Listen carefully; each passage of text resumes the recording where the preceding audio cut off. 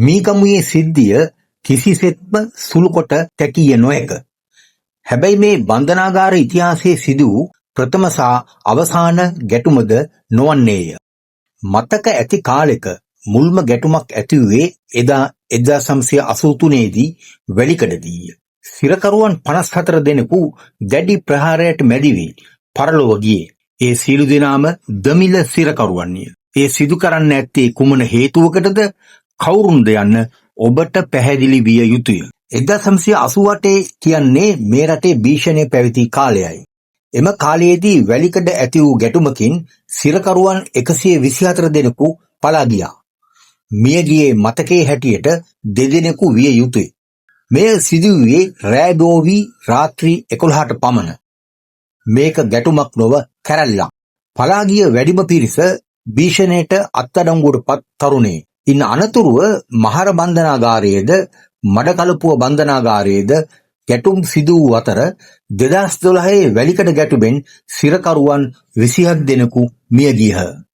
මේ බොහොමයක් සිද්ධීන් නිලධාරීන් සමග ඇති මතභේද උඩ හෝ තම ඉල්ලීම් වරප්‍රසාද පහසුකම් ඉල්ලා සිරකරුවන් රජය සමග ඇති කරගත් උද්ඝෝෂණ හා ගැටුම්ය. මේ මීගමුවේ සිද්ධිය ඊට හාත්පසින්ම වෙනස්ය. මීගමුව කියන්නේ ශ්‍රී ලංකාව තුළ ඇති ප්‍රධාන කුඩු තිප්පොළක්. බොහොමයක් මුදලාලිලා ටයිකෝට් අඳින්නම්.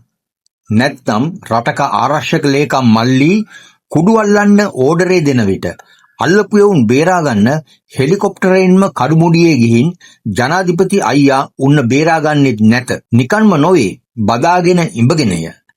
හැබැයි ඉතින් ඒ ආණ්ඩුවල ඇමතිකම් මන්ත්‍රීකම් දරපු වදකොත්තු ජයසුමනලා, ගොම්මන් පිලලා, වීරවංශලා, දොළවත්තලා, එදිරිමාන්නලා ඒ ගැන අහන්න කියන්න එදා කටක් ඇරියේ නැත. කොටින්ම මී කියන්නටවත් කට අරිනවා තියා ඈනුමක් අරින්නවත් කට ඇරියේ නැත. ඒ ඇමතිකමට කෙලවේයයි බයටය. අද මීගමුවේ කුඩු බිස්නස් වැටිලාය. මුදලාලිලාද සිල්ලර වෙලෙන්දන්ද කුඩු බොන්නන්ද හාන්සිය. ඒ මේ ආණ්ඩුවේ කුඩු ලංකාවෙන් තුරන් කිරීමේ මෙහෙයුම නිසාය. පෙර ආණ්ඩුවල මෙන් නොව මේ ආණ්ඩුවේ කිසිදු දේශපාලකයෙකු තාම කුඩු හුටපටවලට සම්බන්ධ වී නොමැත. මීගමු බන්ධනාගාරයේ 95%ක්ම ඉන්නේ කුඩු හෙවත් මත්ද්‍රව්‍ය වලට සම්බන්ධ සිරකරුවන්. ඔය වහලේ උඩට නැගපු සියලු දෙනාම කුඩු මාලිලා, කුඩු චූටිලා, කුඩු සීතලා, හේමලා, ප්‍රේමලාය. ඇතුලේ ඉන්න එවුන් මෙන්ම උන් වෙනුවෙන් එළියේ කෑ මොර දෙන ඥාතින්ගේ මූණවල් කොණ්ඩ දිස නිරීක්ෂණය කිරීමේදී ඒ ගැන හොඳට දැකගන්න පුළුවන්ය. මේ සිදුවීමද කුඩු පාතාලයේ කල්ලි දෙකක් අතර බලය පිළිබඳව ඇති වූ ගැටුමක්. මොහුන්ට මෙලෙස හැසිරීමට එදා සිටම ඉඩ දුන්නේ කවුද? බන්ධනාගාර නිලධාරීන්ම නොවේද? ඇතුලේ ඔහුන්ට රජ කරන්න දුන්නේ කවුද? කුඩු පාතාල මුදලට, කාන්තා පහසට, විවිධාකාර වූ ලැබීම් වරදානවලට නොවේද? ඇතුළට කුඩු දුරකථන, සිම් කාඩ්, චාර්ජර් ගෙනියන්නේ කවුද? මේ බන්ධනාගාරවලම ඇතෑම් නිලධාරීන් නොවේද? මාස 2-3කට සැරයක් අච්චර ඇල්ලුවා, මෙච්චර ඇල්ලුවා කියලා ප්‍රවෘත්ති පළවෙන්නේ ඇයි? බූරු මුනලාට, වෙලේ සුදාලාට, පත්මලාට, චොප්පෙලාට ඇතුලේ රජ කරන්න දෙන්නේ ආණ්ඩුවද? ජනාධිපතිද? ඇමතිද? නැත. එදා සිටම මේවා සිදුවන්නේ කෙසේද? ඉහළම බන්ධනාගාර නිලධාරීන්ගේ වගකීම කුමක්ද? නිලධාරීන් 7ක් මියගියේ මේ පළමු වතාවටය. එසේනම් දැන්වත් බන්ධනාගාර නිලධාරීන් පාතාලයේ හොරතල් කරමින් ඔවුන්ගෙන් යැපෙනවාට වඩා මියගිය තම සහෝදර නිලධාරීන් ගැන සිතා දැන්වත් කටයුතු කළ යුතු නොවේද? නිලධාරීන් 7 දෙනෙකු ජීවිතය පූජා කළේ ඉතා අවාසනාවන්ත ලෙසය. ඉතා අමානුෂික ලෙස පහර දී තිබුණේ ක්‍රීඩා උපකරණවල යකඩ පොළු වලින්ය. ඒ නිසා මේ පහර දුන් පුද්ගලයන් හෝ මියගිය කුඩ්ඩන් පිළිබඳව කිසිවෙකු අනුකම්පා කරනු ඇතැයි සිතීය නොහැකිය. මේ 1900 මැරුවත් කමක් නෑ. මුන් රටට සාපයක්. මුන්ව සමාජයෙන් අතුගා දැමිය යුතුයි. නිලධාරීන්ට තුවක්කු දී තියෙන්නේ කොස් කොටන්න නොවේ. මුන්ට මෛත්‍රී කරන්නත් නොවේ.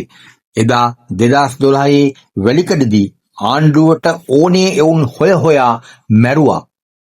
මෙලෙස සමාජ මාධ්‍යයේ 4-8 සංසරණය වෙන්නේ රට ගැන හිතන ජනතාවගේ ආවේගයයි. කවුළුවෙන් වෙඩි තියපු පොලිස් නිලධාරියා ඒ සිදු කළේ රබර් උණ්ඩ වලින්ද ජීව උණ්ඩ වලින්ද කියන්න දන්නේ නැත. හැබැයි ඔහු ඒ කළ ක්‍රියාවට සමාජ මාධ්‍යයෙන් ලැබෙන හාට් වර්ෂාවෙන් කියාපාන්නේ ඔහුගේ ඒ ක්‍රියාව 100%ක්ම අනුමත කරන බවය. ඔහු එසේ නොකළේ නම් තුවාල වූ නිලධාරීන් තියා ඔවුන්ගේ එකම මල සිරුරක්වත් එළියට ගන්නවා බොරුය. ලංකාව කියන්නේ අවුරුදු 30ක් පමණ යුද්ධයක් පැවති රටක්ය. ඒ යුද්ධය දිනන්නත් උණ්ඩ පත්තු වුණේ මේ විදියටමය. අනුරගේ ආණ්ඩුවට සති 2-3කට වරක් ස්වභාවික හෝ මෙවැනි බූමරංග එනවාය. රටක් කරනවා කියන්නේ ලේසි පහසු නොවන බව ආණ්ඩුවට තාම නම් තේරිලා නොමිති ගානය. ආණ්ඩුව වගකීම බාරගෙන ඇත. ආණ්ඩුවකට එන හොඳ හෝ නරක දෙකේම වගකීම කොහොමත් පවතින ආණ්ඩුව බාරගත යුතුය. මේ හැම මගුලකටම වගකීම බාරගෙන හරියන්නේද නැත. හැම එකටම අවුරුදු 76 අතීතය කියනවා වගේ බන්ධනාගාර ඉඩපහසුකම් වලටත් කිසිදු ආණ්ඩුවක් පිළියම් යොදා නැත. මෙහෙම සිරකරුවන් වැඩි වුණෙත් ඔය ආණ්ඩු කරපු උන්දලාගේ කෙරුම් නිසාය. ඒ පාතාලය කුඩ්ඩන් පුළුවන් තරම් බෝ කිරීමය. හිටපු අධිකරණ ඇමතිනි තලතා අතුකෝරලත් නින්දෙන් අවදි වී ඇත.